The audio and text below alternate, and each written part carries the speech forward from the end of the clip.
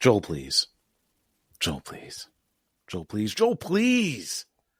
I'm begging of you, please don't shoot Eugene. It's the Watchers on the Couch.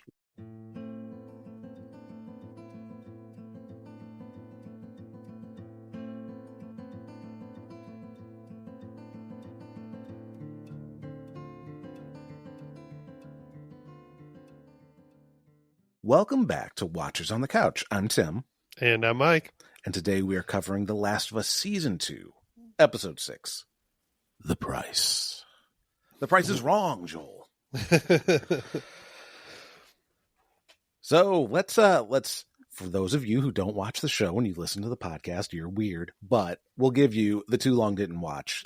This is a flashback episode, and it's our true farewell to Joel Miller, who died in Episode 2 of this season, as we put the pieces together of what happened between the end of Season 1 and the ending of the events of the Season 2 premiere with the porch scene between Joel and Ellie.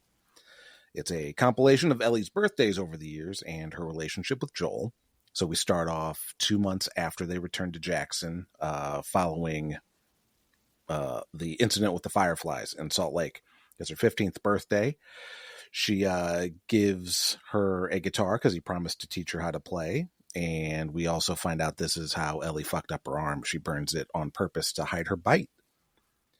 At 16, Joel goes all out with a trip to the museum. That's pretty much all that is. It's a great scene, but you didn't watch it, so it doesn't matter. At 17, things start to deteriorate as Ellie starts to become, well, more of a young adult and do more young adult things, which prompts her to move into the garage or the car hole if you're a Simpsons fan. And then we skip ahead 2 years to her 19th birthday, and she gets her first patrol with Joel, and we find out the story with Eugene. Eugene was bit on patrol and only wanted to get back to say goodbye to his wife, Gail. Joel promises both Ellie and Eugene that he'll take Eugene back, but when Ellie is away, he fucking straight up murders Eugene. He doesn't murder him. Eugene's going to die anyway. He kills Eugene and proceeds to lie again to Gail about how Eugene died, and Ellie calls him out on it in front of Gail and Tommy, confirming Ellie's suspicions that Joel lied to her about the fireflies in Salt Lake. Then we go back to New Year's Eve at the start of this season. Ellie does go back to the porch and talks to Joel, where Joel confesses to killing the fireflies to save Ellie's life out of love for her. Ellie tells him that she doesn't think she can forgive him, but she'd like to try. And then we go back to the present day apocalypse as Ellie makes her way back to the theater, supposedly to rendezvous with Jesse, Dina, and Tommy after killing Nora. And that is it. That is the episode in a nutshell. Mike, no, this is me in a nutshell. Mike, what'd you think? That was okay. Oh, yeah. I knew it. Just okay. It was in my notes. Mike's either going to think this is a mediocre episode or he's not going to like it. Yeah, it's just okay. It's pretty long. But that's because of where I'm at for the show. Like, if someone thinks it's a great episode, I don't doubt, that I understand why. Yeah. I love the episode. I fucking loved everything about it. This might be my favorite episode next to the Bill and Frank episode. Yeah, I get it.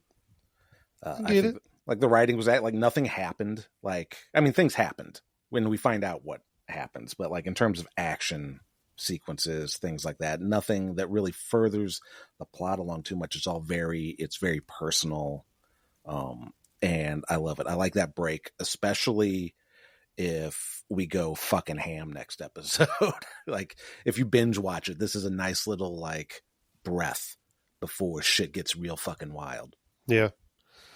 I think I'm just probably still bitter that it's only 7 episodes, and probably be another 2.5 years before we get another 7 or 6. The way fucking HBO Max is going, no longer Max. Uh-huh.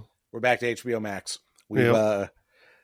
It only took everybody in the world fucking complaining for a year and a half to say this is a dumb idea. Why are you getting rid of HBO? Well, we spent 30 fucking years, developing their name, developing their brand. Everybody knows the slogan, it's not TV, it's HBO. Oh man, they should fucking Cordyceps Smoochie, the CEO of Max. Now it's barely TV, you know. it's a couple TV, episodes, TV every a little bit of TV every few years. You know, the freaking Night of the Seven Kingdoms supposed to come out next month. Nope, not till next year. Yeah, oh, it was supposed to come out later this year. I don't think it was supposed to come out next month, was it? I saw something that said it was like June 15th, but I mean, obviously that's not true now. Could change. Yeah, June 15th of next year. Yeah, and that means that the other House of the Drags On. Yes, House of the Drags On. It's going to drag on later and probably not come out till 2027. That's insane. There's no way they're going to hold. Like I get like not wanting to keep to air two Westeros shows in the same year, but fuck, come on, man. That's like your bread and butter at this point. You know, whatever. We'll do what we can. Yep. All right. Well, let's get in to the episode breakdown as I'm about to burp. Excuse me. We start the episode with a cold open in Austin, Texas in 1984. And there's a young Joel telling a young Tommy who's convinced that their dad is going to beat the shit out of him. Mm-hmm. And as soon as I saw their dad, I'm like, oh my God, these kids are fucking dead, dude. It's fucking Salamanca, man. Yeah. That's a crazy character from Better Call Saul. I never saw it, but I'm familiar with the character. Crazy Lalo Salamanca. Yeah.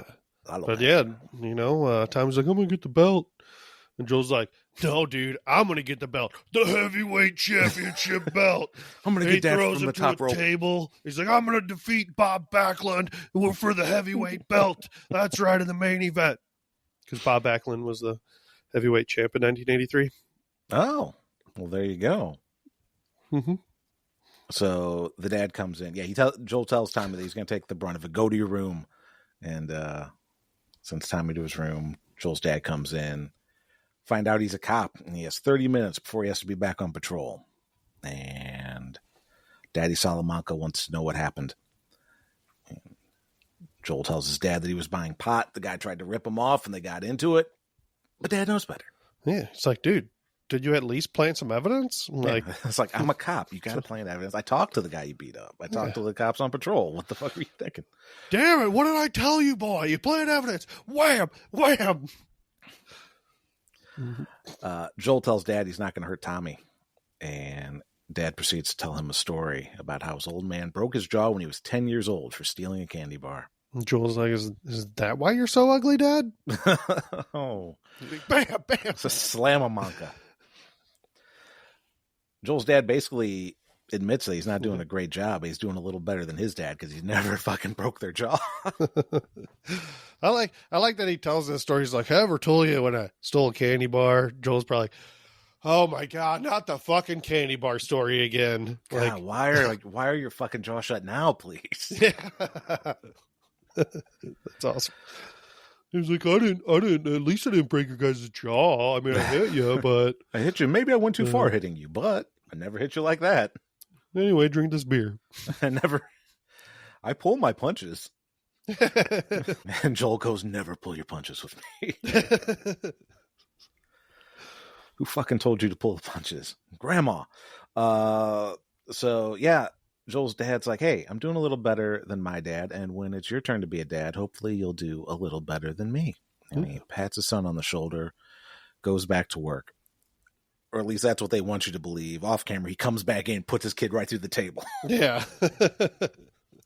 I tricked you. You thought you were getting off easy. Boom. Both fucked. Hey, I hit you, but at least I didn't touch your naughty parts like my dad and, Pastor Seth. Listen, I never punched you directly in the jaw, but I am going to take the steel chair to you. Raw. It's a cage match now. Oh, my God. We get the credits.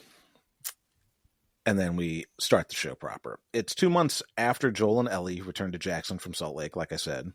Joel walks into the saloon. Is it a saloon? Might as well be a saloon. Sure, I guess. A pub? Pub. I don't know. I don't know the difference, but... I don't know the difference from that and the cafe, but... Right. We got Seth, the bartender, the baker, and the Lego maker. Yeah. He trades. Seth's working behind the bar.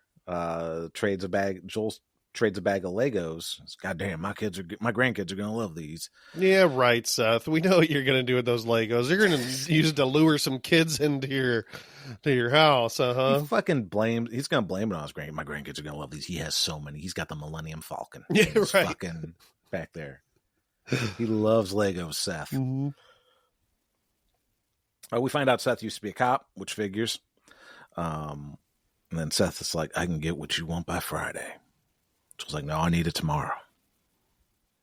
Okay. Seth asks him chocolate or vanilla, but to say vanilla because it's easier. So we know what it is right there. Unless Joel just wanted a milkshake, but it was pretty easy to figure that out. He's like, I need one more thing from me. It's like, don't worry, you got a lot of them. I need some of them racist jokes you got. He needs one more. So he comes back to his house with a bone, which he fashions into a saddle for an acoustic guitar that the strings sit on. And he gets to work restoring a guitar.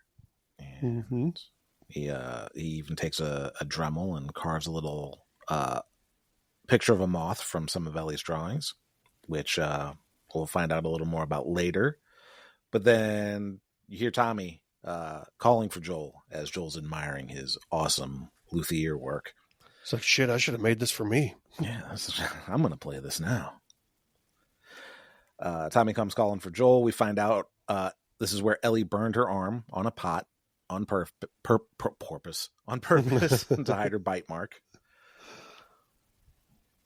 She just did it. She's like, oh, I said, here we go. And I did it. She's high on painkillers, man. It's fucking great. Yeah. Joel's all like, how did this happen? Who let this happen? He's like, chill out, dude. Yeah. She's like, I just wanted to wear short sleeves. I was trying to eat my dinner, and all of a sudden she's cooking her arm. It smelled like pork. Yeah. She wakes up the next morning, and it's her 15th birthday. Joel has the cake that Seth made, but it's happy 15th birthday, Eli. Mm-hmm.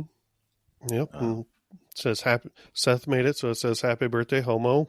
Or whatever slurs that he can come up with. Yep. Seth is a piece of crap. Yep. Yeah, fuck Seth. He then gives her the guitar because he promised to teach her. She asks him to play and sing something, which is where Mike goes, man, I'm so glad Joel's dead now. Kill him faster. Yep. Yeah.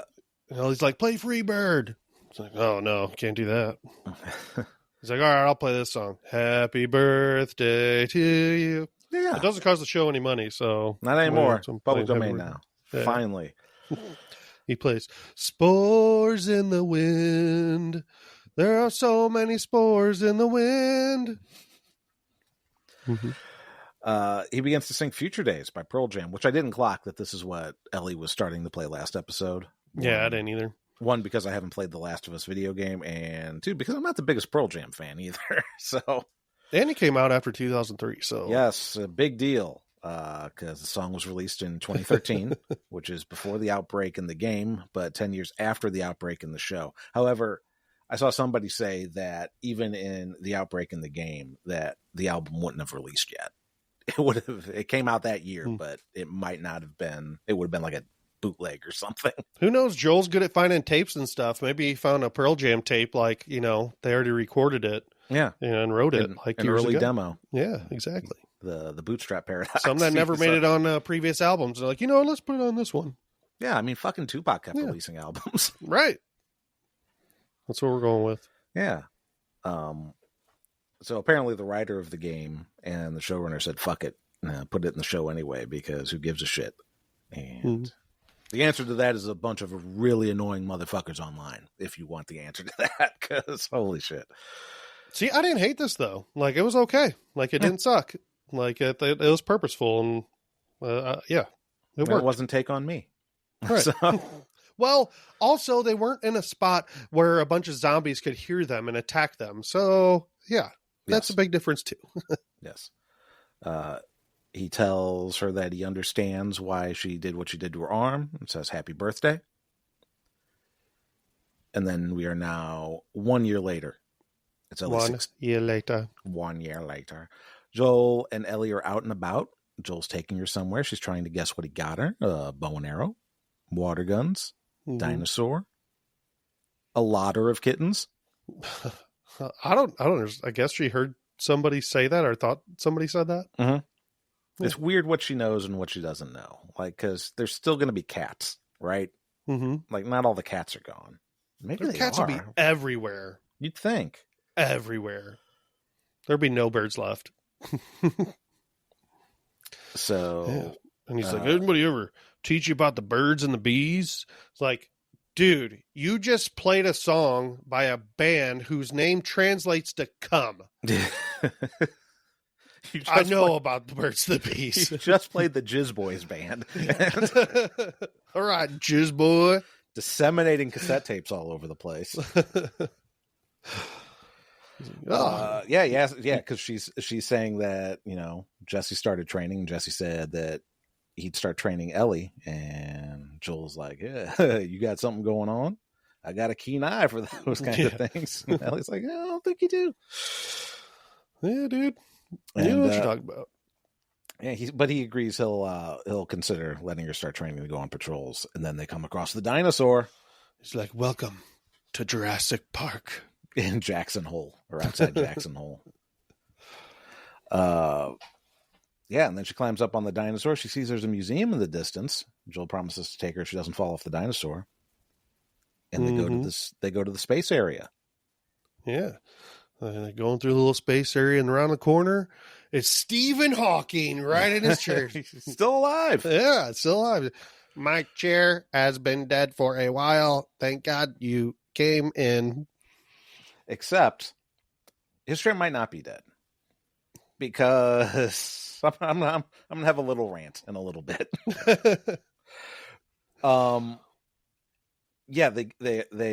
Joel fixes up whatever you call the spinny planet thing, the thing that shows like how the planets orbit around the sun. Ori, is that what it's called?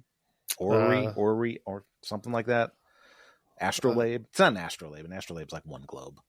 I don't know. Man, I sound like a fucking idiot right now. Okay. We'll I doubt that, because I bet like 1% of the population knows what that thing's called. Yeah. I love space stuff, and I don't know what that thing's called. So yeah. So she's like, man, space, the final frontier. It's pretty fucking cool. And Joel's like, you want to go to space? I'll launch your ass right now. Punch you in the jaw, send you to space. No, he shows her the capsule, from Apollo 15, and encourages her to go in, but not before picking out a helmet. Mm-hmm. Real musty ass helmet. He hands her a rock. Yeah. He planted that rock there for sure, and then pretended like, you know, I wonder if there's a rock around. Throw this moon rock. Yeah, because there wouldn't have been a rock in there. Mm-mm. Yeah, not just laying around. And Stephen Hawking's like, please, no, don't break the glass. She throws Stephen Hawking. Future to yeah. Stephen Hawking's like, did you know they used a Dremel on the space capsule? Joel's like, what? Yeah, really? I use a Dremel too. Very versatile tool. Yeah. I've got a real bone saddle. I got a bone saddle for you. She smashes the glass with the rock, gets her helmet, climbs into the capsule, and while Ellie is pressing buttons, Joel gives her a cassette tape and tells her to play it. Yeah. And here's my thing, Mike. Yeah. I wonder if you have the same thing in your notes. I have in my notes, like, it should have been like a recording of the Challenger. That would have been a good one. No, that's not my thing. My thing is that I know batteries can last a while, but I think we're pushing the point where Duracells can last, being 20 years after fucking batteries were manufactured. Probably. They probably would work, but like, man, that'd be such a short time, like, you know, especially for a cassette player. Yeah, it would get like a few tapes, seconds, man. And then, yeah. But now I sound like a guy complaining about a song that shouldn't exist. So I'll move on a little bit. I know. I understand. Batteries in this world don't last long. They haven't made solar panels yet. What does it smell like in that thing? It smells like moon farts. Yeah. It smells like space farts. Smells like space dicks and vaginas. Jesus. It's a recording of the ignition sequence for Apollo 15, and we get to see Ellie imagining herself going into space. Mm-hmm. It's Apollo 11. Apollo 11. Yeah. Yes. But she's in Apollo 15. But yes. Mm-hmm. And and when she gets up there, it looks like they made it to where the sun keeps going past her, like she's orbiting the Earth, but she's going fast as fuck.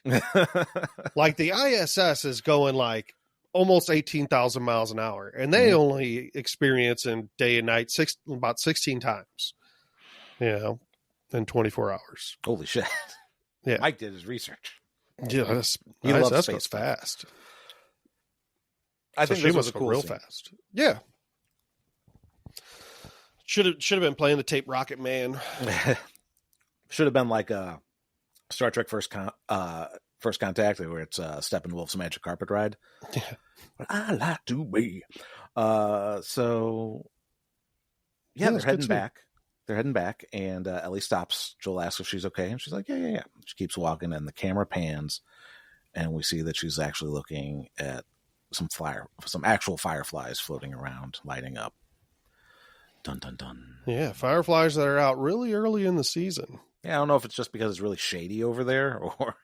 Yeah, real early during the day and for the season. For the season, because it would be... 9 months before, so it would be in March. Yes. Yeah. Yeah. Yeah, you're right. That would be early. Although who knows what... But you know what? Yeah, zombie apocalypse, not much green. people. Yeah. Not a lot of people around, so insects are probably, crazy now. Yeah. No more insecticides being used. Bees make a big comeback in the zombie apocalypse. Nice. Yeah. So, I mean, everything's fucking green there. It's great. Right. Boy, I bet everybody breathes amazing. Yeah. That oxygen's got to be so rich. If you have allergies, you're fucked, but... The water probably sucks. There's probably a ton of shit, that's not taken care of, all, leaking out into the water. Or it's fixed itself out. It's flushed its way out to the oceans, and like the streams and rivers are clear. Maybe. Yeah. It's now, it's 1 year later. Yeah. Joel's coming in with a cake for Ellie's 17th birthday and finds her fooling around in her room with, I don't remember her name. Kat. Kat. The girl who was the patrol leader in the first episode of the season, which they ignored and got her ass bit again. When she was like, there's no babies in there. But actually, once they went in there was a baby in there. Yeah, because Dina was pregnant. Well, not necessarily. Yeah, not necessarily. Because they broke up at New Year's Eve. And then it was like it's been 3 months since whatever. So it could have been in the hookup after that while Ellie was in the hospital. All right. Blah, blah, blah, blah, blah, blah, blah, blah, blah, blah. Where was I? We come to find out that Kat's giving Ellie a tattoo on her burned arm, and they were smoking the devil's lettuce. Yes. Oh, man. And Joel goes immediately into grumpy dad mode and punches everybody in the jaw. Yeah. I was going to give you a guitar lesson, but now I'm going to teach you a lesson. Smashes the guitar over her head. And he gets dangerously close to Seth territory because he's fucking baffled that Ellie's into girls. Yeah. Mm-hmm. Which, I don't know if you have... I thought I had a radar for these things, man. My whole world is broken. I know about the constructometer, and I know about the guitar. Yeah. But my gaydar is fucked up. I didn't know about the gaydar. Oh, man. What an asshole. So...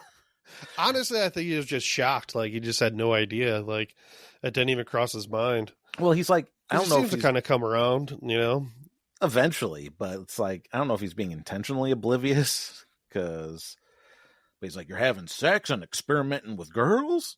I think he's being intentionally oblivious. For sure. And she goes, it wasn't sex. At least Bill Clinton doesn't think so. And it's not a fucking experiment. Yeah. Joel's like, well, we'll talk about this later when you're back to your heterosexual self, and storms off. You're going to gay camp, conversion camp. You need to go out and suck so many dicks. It's like it wasn't an experiment. It was a law of attraction to pussy. See, here's the thing: if Joel was being his dad, he'd be like, "Oh, so you like pussy, huh? You're gonna try to eat this one pussy? Now I want you to eat 100, but eat this pack of pussies. Smoke this whole pack of pussies." She's like, shit, maybe you need to go get some pussy. You haven't got any pussy since Tess. Yeah. Poor guy. Yeah. As far as we know. That night, Ellie checks out the garage and starts to move her mattress into it, waking Joel up. It's like, I totally get high and fucking here, huh? Yeah. Yeah. Joel does this whole, this is my house, my rules thing. And Ellie hits back with, it's not your house. They gave it to you. Like to us. You own two things, Jack and shit. And Jack just left town. All right. I guess maybe it's good to have your own space. Get the fuck out. Because there's no gays in my house. Oh, man. It's like my dad taught me. Oh, yeah. He's like, sorry, not sorry. Yeah. And so Joel's like, okay, just give me some time to fix up the garage. There's no place to shit or piss or anything. There's no water, no heat. Asks to see the tattoo. He says the moths look better than the ones he made on the guitar. He asks about the moths, and she goes, it's something I read in a book about dreams a while back. He goes, oh, yeah, like growth and change and cunnilingus. Yeah, like growth and change and such, huh? Sounds gay. All right, whatever. And the next morning, he pops in on Gail at the diner, asks about moths, and Gail tells him that interpreting dreams is gay. I would not be surprised if that's the type of thing that came out of her mouth. So when I was watching this, like, Gail's probably just making shit up. Like, she's probably not even a psychologist. Like, because no one would know. And she's probably like, oh, this would be the perfect job. Like, I don't have to do a bunch of physical work. I just, can help people out. Like, it's just simple. You just fucking listen to people and make some shit up. Yeah. It's great. The next other thing she could be was a chiropractor. That could have been a good job. Crack your bones. Yep. Yeah. No, Gail tells him moths are about death if you believe in that kind of shit. So Ellie's unpacking and moving to the garage, and she's got moth drawings all over the place, including one that says, "You have a greater purpose," which is what Marlene told her back in season 1. Yeah. It's like, you have a special purpose. And one day you'll grow up and learn what that special purpose is. Unless you don't. Today's the day. Yeah, that's from the movie The Jerk. Yeah. Oh, my special purpose. I forgot about that. God, I have not seen that movie in a long time. I don't think I've seen that movie as an adult. You should. Now that I think about it. It's worth a watch. It's now 2 years later. Yeah, fuck her 18th birthday. Yeah. That one must have sucked. What'd she do? What'd she do for her 18th birthday? I guess she wasn't with Joel. Yeah.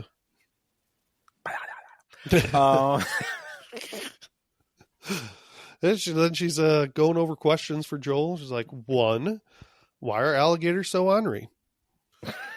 2, if you were a sheep, would you fuck a sheep? 3, then the door knocks. Yeah. Joel knocks on the door. The door knocks. The door knocks. Comes alive and knocks on itself. So it's the door from Labyrinth. Somebody's lying. It's either my other door knocker or Joel. So, Joel comes a knocking. She's asking. She's having a pretend interview with Joel about the events of Salt Lake, and has some pretty good questions. She has some questions that we would ask if we were. If she was on this podcast. Joel comes a knocking, and he's going to take her out on her first patrol for a birthday present. And Joel tries to teach her the ropes, and she's not having it. She's like, man, I'm going to watch these squirrels fuck. Yeah. With their squirrel dicks and squirrel vaginas. The big one's fucking the small one. Let's report it. Yeah. He's trying to connect with her again. And she's really hesitant because, it's been 2 years and he hasn't put a pride flag out once. Oh, wait. They don't know what that is. Right. It's Happy Town. Yeah, they get a call on the radio that Eugene and Adam are on patrol and need help. There's infected. Joel tells Ellie to go back. She refuses. She's like, I'm not your fucking kid. I'm your partner, and we stick together. Yeah. She's freaking 19 years old. Like, yeah, she can handle it. So we get our suspense walking for a little bit. Not too long. Well, not as long as other episodes. They ride their horses to a nice straight down cliff face, and they just like, yeah, we'll climb down here. It's fine. Yeah. Not dangerous at all. We can do this. Yeah. Hopefully we don't have to make a quick getaway. Yeah. Leave our horses up here. No big deal. As they're doing their suspense walking, there's infected screeching. There's some gunshots. It's like, remember what I told you? Yeah. Never trust a fart. Remember what Joel's like, remember what I told you, right? Yeah. Kill everybody in a hospital. Remember what I told you? Yeah. Always do the alphabet with your tongue. Nice. A horse comes by dragging who I presume is what's left of Adam. Right. And they're just like, oh, guess bye, he's dead. I don't think he had a head. I don't know. It was pretty dark. Later, they don't even fucking bother dragging his ass back. Yeah. Well, the horse will do it. And there's a perfectly good horse out there. Like, what the fuck? We gotta find Eugene. Somebody had to care about this Adam dude, right? And okay. Fuck Adam. Fuck anybody who cared about Adam. We gotta find that horse. So right now. They come across Eugene alive, but he's been infected, and it's fucking Joey Pants. Yeah. Great casting. It's Cypher. Yes.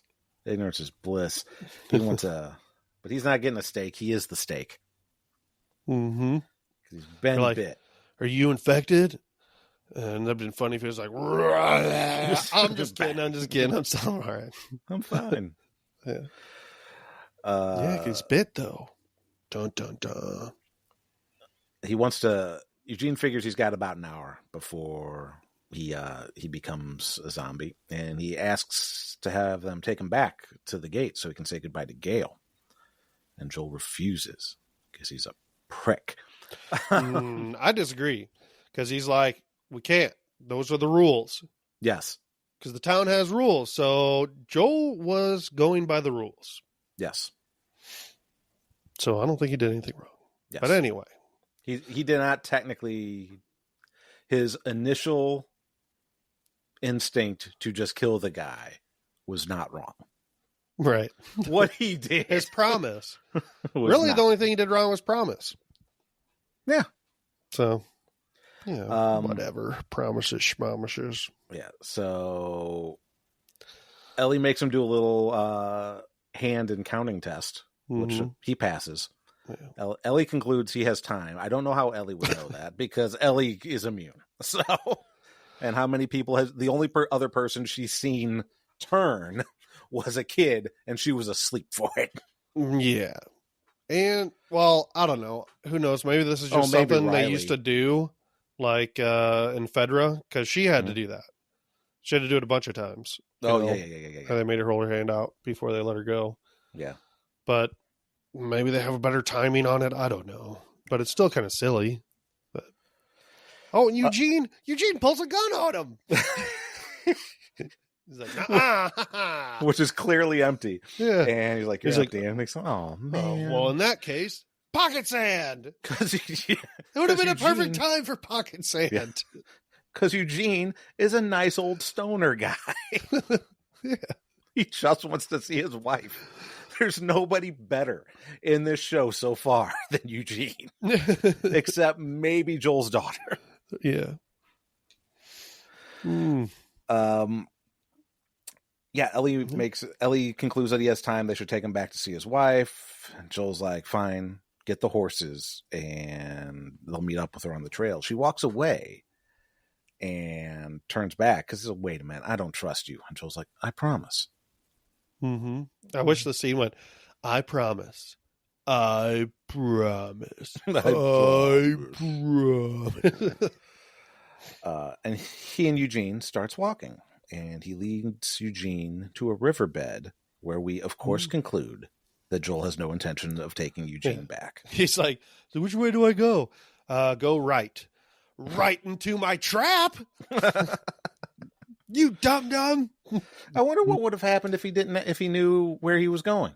That's what I'm saying. Like Eugene should have known where to get, which way to go.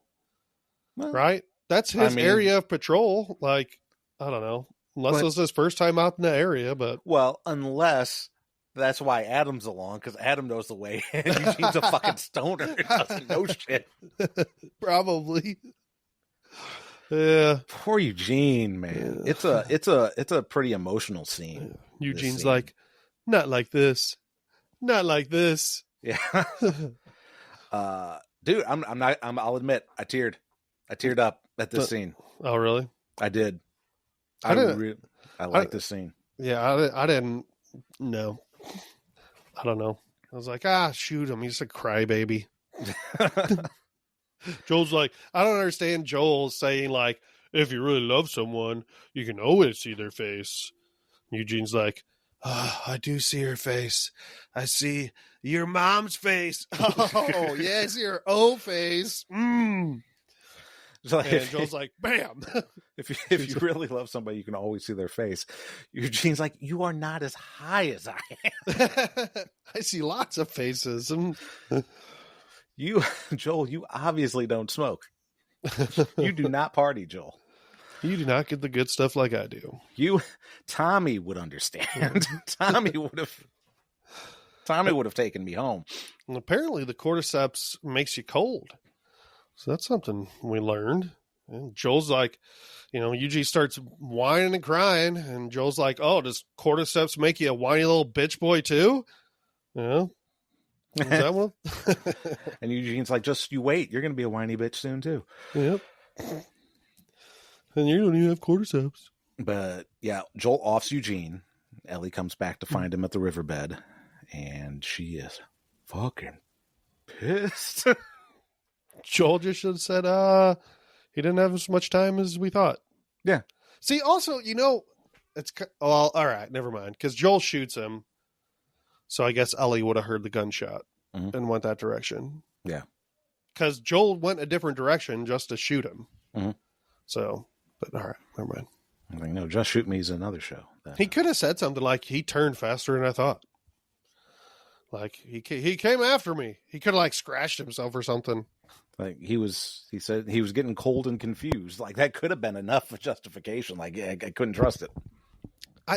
This whole situation is kind of silly because they could have taken him back. Ellie is immune, and Joel has a fucking gun on him. Mm-hmm. They could even tied his hands. They could even tied his fucking feet together, but just enough length to where he could still walk but not run. Yep. They could have taken the chance. Yeah, I thought even if this was Joel being overprotective of Ellie, this was beyond the pale. Like, because he was following the rules, but he was still a dick. He didn't have to do that. Yeah. So they get back to Jackson. Gail and Tommy meet them, and Joel tells them this fucking bullshit story about how Eugene wasn't scared, wanted to say goodbye in person, didn't want to put her in danger, and he ended it himself. I figure Gail, if Gail has a good read on people, she would know that this is a bullshit story because she knows Eugene. Eugene wouldn't say that. Eugene's scared of everything. Yeah. He's never brave. He's scared of making a bad strain. Yeah. And then Ellie's like, that's not true. He's a liar. Joe's like, dude, what the fuck, bro? Yeah, Gail, yeah, she outs him that Eugene was scared, wanted to see her, and Joel blew his brains out anyway. Mm-hmm. Gail slaps Joel, tells him to get away from her, so now we know why Gail doesn't like Joel that much, and that is understandable. Yeah. Ellie looks at Joel and says, "You swore." Mm-hmm. Not you promised.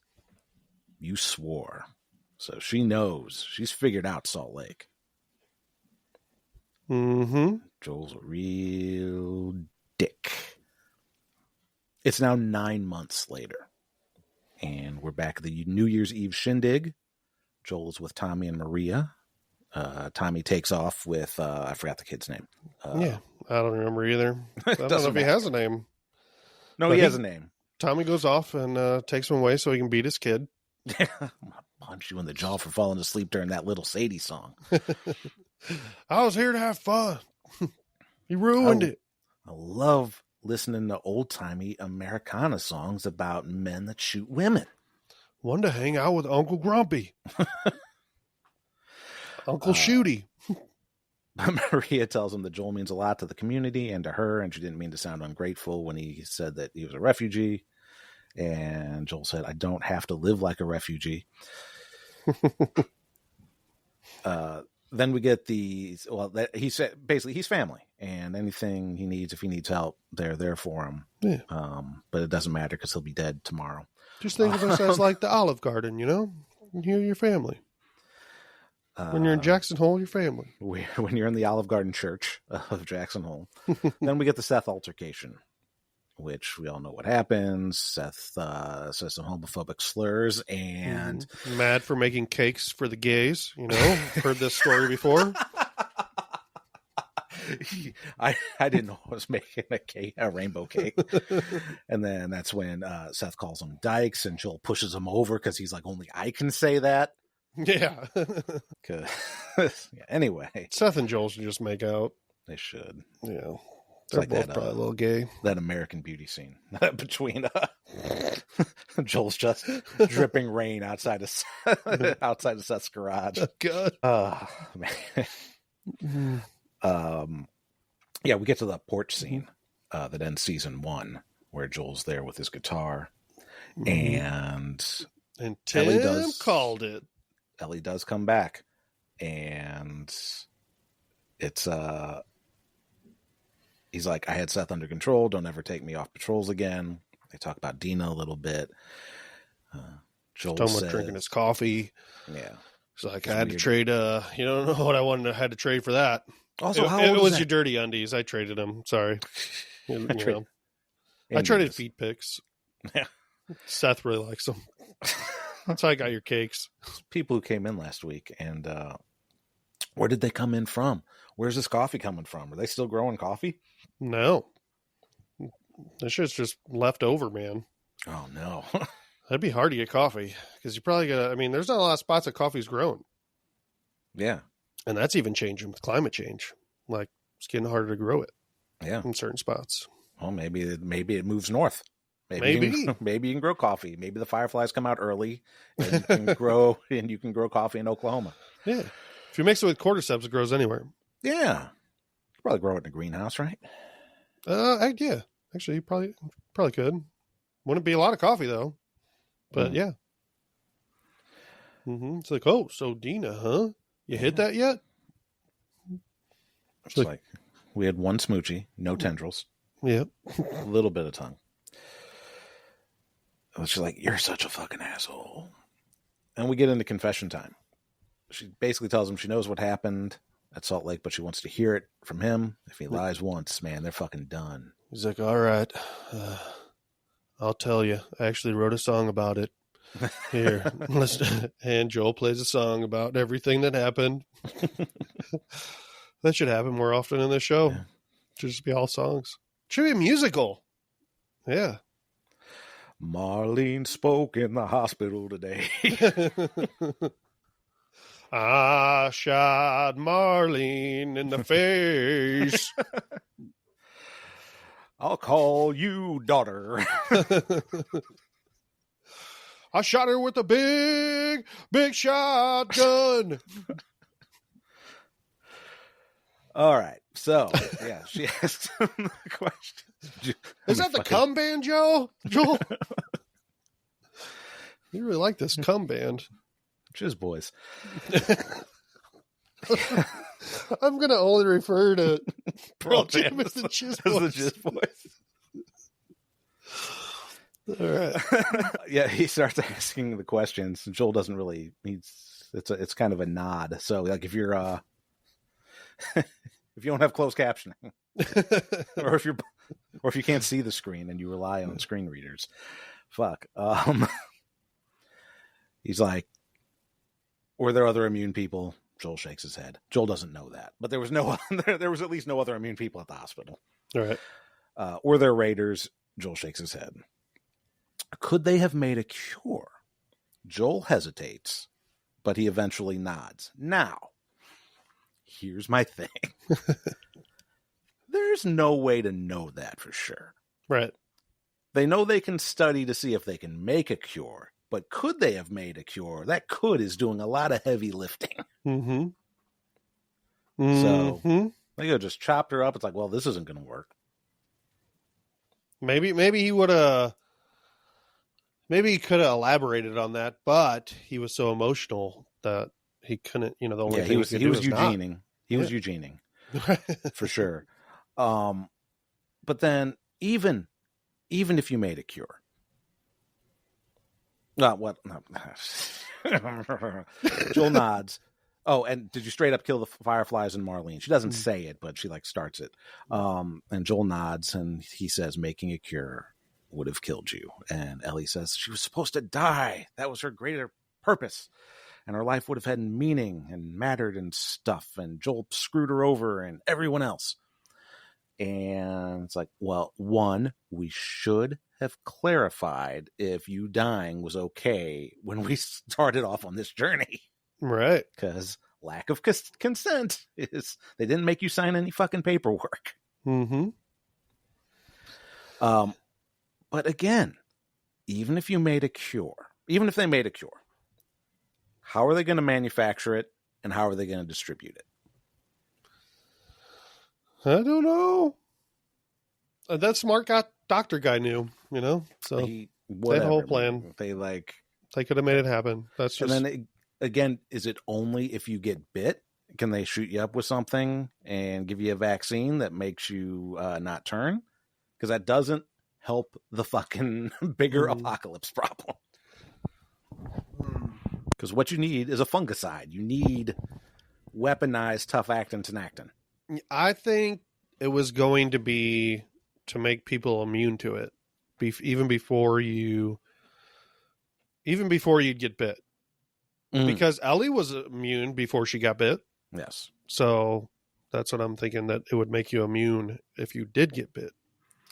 But if you got bit and you didn't have the vaccine, then you'd probably still die. Vaxxed?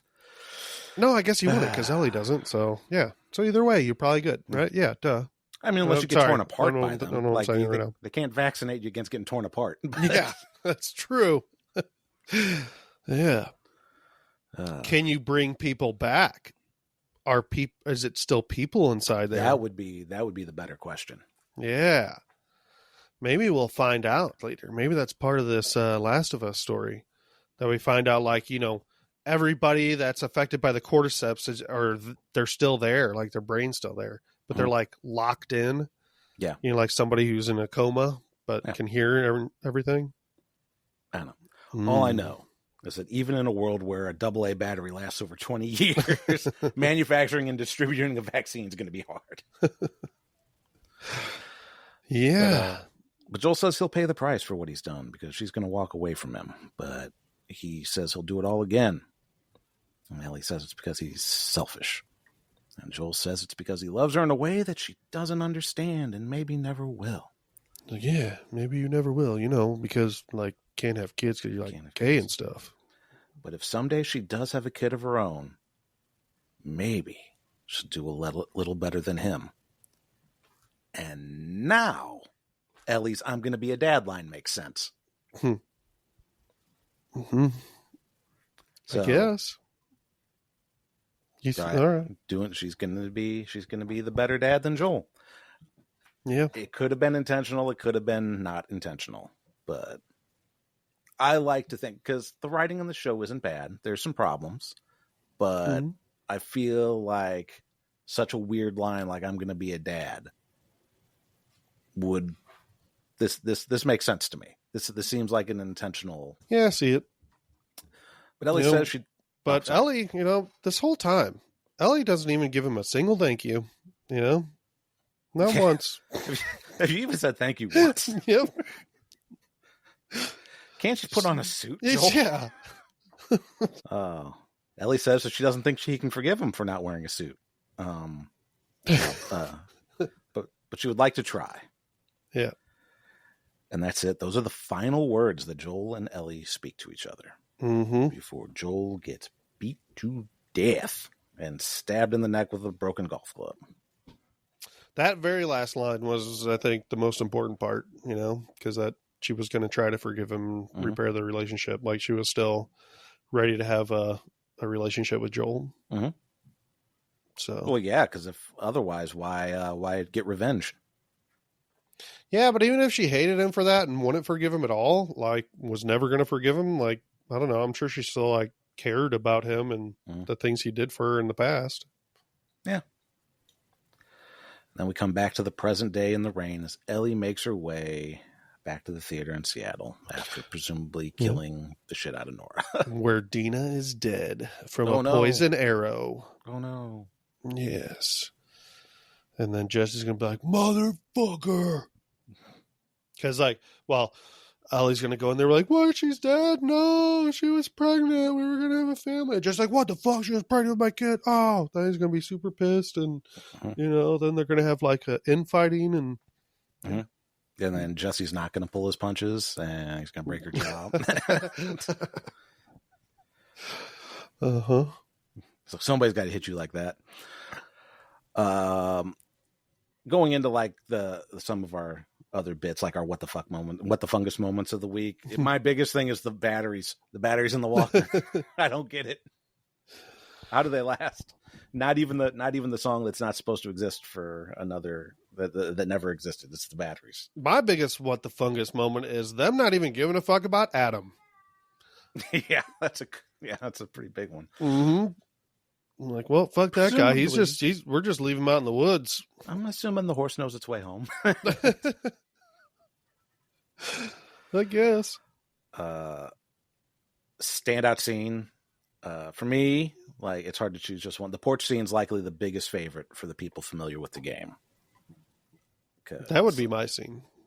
The porch scene? Yeah. It's really good. It's really good. But man, I like how we had the feel good space capsule scene.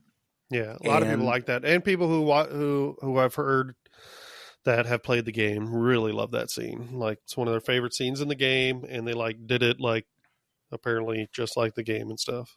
And like I said, I really like the riverbed scene with Eugene. So having those two the contrasting feels of that scene is like, I'm always going to give it to Joey Pants. Yeah. Apparently they we're all working on that scene before the second game even came out. The space scene. Oh. Yeah. Cuz like I think the game makers were like, "Hey, you want to see some of this game we're working on?" Like, and they showed them that scene, and they're like, "Oh, we have to put that we're going to put that like, They were working on the show before the second game came out? Apparently, and I did not know that because I'm like, I thought the game came out like fucking 10 years ago. I don't know when the game came out because I haven't played the game. So, but apparently not. Because it's been 2 years since the game. Oh, yeah, 2 years since the first season. Yeah. No, because The Last of Us Part 2 came out in 2021. So yeah, that would make sense if the show came out. They were probably already in pre-production. That's what I mean. Yeah. Yeah. So okay. Character who needs to be killed / redacted or whatever. My Gale. Wrong Jackson Holer died. Yeah. They should have kept Eugene. I want more Eugene now that I've had him. Yeah, he's great. He was great. another thing is like, man, let's bring on big names and like only have them on for a little bit. And Salamanca, bye. Joey Pants, bye. What's his face? Nick Offerman, bye. Oh, he got a whole episode, so that's. And then the theory corner. Anybody you think needs to die? I don't know. There's not many people in the show, so that's right. We're losing them. I mean, maybe Seth, but I don't know. Yeah, Seth's probably going to die next episode if they're in Jackson Hole at all. No way. The worst people always live forever, right? Oh, maybe. One of these people are either Tommy next episode. It's going to be Tommy, Dina, or Jesse, and I'm guessing Dina. I'm guessing Dina and maybe like Jesse. I don't know. I don't really know. I don't have Dina on my list, but I have it's a season finale. We've had the calm episode, so we're going to go into full violence. So yeah, I do think we'll lose a good guy in this. So maybe I have Jesse trying to save Dina, especially because she's pregnant, with this kid. Yeah, I have Tommy or Jesse on my list of ones to go. Or it's going to be a lot of nothing. We'll get a bunch of build up with a cliffhanger ending like House of the Drags on. Yeah, although that's not true. Surprise me. That's not true. They killed Jace at the end, or no, they killed Luke right at the end of the season. So maybe. I don't know. Yeah, that's the wrap up. That's everything for this episode. Because I don't think they'll kill Abby next episode. Oh no, they can't. Not if they're going to do third season. It wouldn't make sense. And then they've already. I heard something. I didn't read the article, but I saw the headline that they don't think they can. The Craig Mazin or whatever his name is, the showrunner, says he doesn't think they can tell the story in 3 seasons. So there's probably got to be a 4th. I'd be surprised if it gets to a 4th season. I bet it'd be canceled by then. I don't think it's going to be that popular of a show. But I think it's pretty sure it was already renewed for a 3rd season before. Yeah. But you never know. They're not going to. I don't think they start production until next year. Yeah, you can't fucking trust HBO. So you never know. That'd be fucking really piss me off if they don't even finish this season. HBO fucking. I mean, they canned Westworld before it got to wrap up. Yeah, which, in my opinion, was for the best. Yes. They shot a whole Game of Thrones prequel pilot that they just shelved and never showed. I think that's kind of normal. I think that stuff happens a lot though. But canceling a story, if it's only going to be 4 or 5 seasons, canceling it before they get to that point is way more fucked up than not, greenlighting a pilot. So, hopefully it doesn't get canceled. I mean, I'm not enjoying the show that much, but I'm still into it. I still would like to see it to its conclusion. So I want to see the rest of the people get killed. And after this, I'm hoping next season's, a lot more stuff happens faster than it did this season, So Joel's already out of it. So 3rd season should be hunting season. Will Hunting 2 hunting season. I don't know about them apples. That's what it's Shimmer. I don't know about them apples. Well, yeah, and like Mike said originally, at the start of the episode, where our 2025 season was supposed to include Night of the Seven Kingdoms, a Game of Thrones story, because it was announced as coming out this year, but HBO Max. Yeah. Now HBO Max again finally realized that they had a dipshit decision in calling themselves Max, but they're going to push back Night of the Seven Kingdoms to 2026. It's a real bummer, man. I was looking forward to that. Yeah. Because I don't know. I was looking up what other shows might be coming out that we'll cover, but I don't know of any really high quality shows that are coming out. Yeah. I mean, we especially weekly ones. Yeah. I mean, we kind of said maybe House of Asher, but even that, I don't know. It's I don't know how much you can speculate and discuss a show like that. You're right. It's tits and cutting heads off. I mean, it's great. Yeah. So we might be ending our 2025 season early thanks to HBO. Well, that's one of the problems with having a show like this is your content is dependent on other people. unless you just cover every fucking bullshit show. Yep. Like, what if we had to cover every Marvel or Disney show just to keep this goddamn podcast going? I'd kill myself. I wouldn't, but... That Lalo Salamanca actor was in a Disney show. He's like a swordsman or something. He was just in Daredevil, the newest Daredevil. That I actually do want to watch. I've watched it. I haven't finished it. I still got one more, the season finale to go. But it was pretty good. It's hard to remember all that shit, though, that happened before that, because the Daredevil series came out long ago on Netflix. Well, the Daredevil... Does that even follow? I thought it was just a complete reboot. No. Just have the same no. It's a continuation? Yeah, it's a continuation. Oh, shit, so I have to actually watch Daredevil. And it's kind of a continuation because, dude, there are a ton of these Marvel shows that I've totally forgot about.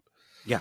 You know? Like there's so Jessica Jones, there's the Iron Fist, there's the Defenders, which is like all of them. Mm-hmm. There's, man, who's the really strong dude? That's Luke Cage. Fuck, there's another one that just came out like last year or something that I didn't even watch. But that has Kingpin in it, I think. And it's kind of tied into Jessica Jones. And Hawkeye had Kingpin in it. And then you got Hawkeye too. And I think series that Lalo Salamanca guy, man, I wish I remembered that actor's name. I think he was in Hawkeye. I don't remember anything. I guess I didn't see. He's in one of them. I'm so out of touch with. Oh, was it the? It was the villain in the Hawkeye one that got her own spinoff, wasn't it? Yes, I did. Yeah, I didn't watch that either. Yeah. I didn't watch that one because I was starting to get bored of some of that stuff. But I think the last one that I actually Agatha. I watched Agatha all the way through. Oof. Oh, I liked it. Really? The thing that I'm noticing with Marvel stuff is the less Marvel it is, the more I like it. Okay. Because I liked Agatha. I liked Shang-Chi and the 5 rings, 7 rings? Yeah, that was good. I like that. Because you wouldn't know that it's a superhero movie. And it's like the less superhero-y it is, the more I like it. Because I'm so burnt out. As somebody who likes Marvel, I'm so burnt out on Marvel that if it doesn't have a bunch of superheroes in it, I like it more. Dude, I tell you what. So I thought I was the same way, but they keep fucking pulling me in. Like, I really want to go see that Thunderbolts movie. I really want to see the Fantastic Four movie. Like, that looks like it could be interesting. Fucking see, I know that I'm back in it. Like, my problem with Fantastic Four is okay, you have me a little bit with Pedro Pascal, but every Fantastic Four movie has sucked balls. Not this one. It's good. And the reason is the Fantastic Four do not translate to live action without looking completely fucking dope. Yeah, you're right. Yeah. It is really weird, a little stretchy dude and a real rock dude. So I don't know. I mean, I'll watch it at some point, but I haven't even seen all the Venoms. I've only seen the first Venom. Oh yeah, they're not really that good. Oh, I'm not really into them. So, and I have not seen whatever the Sam Wilson Captain America one. That was not good.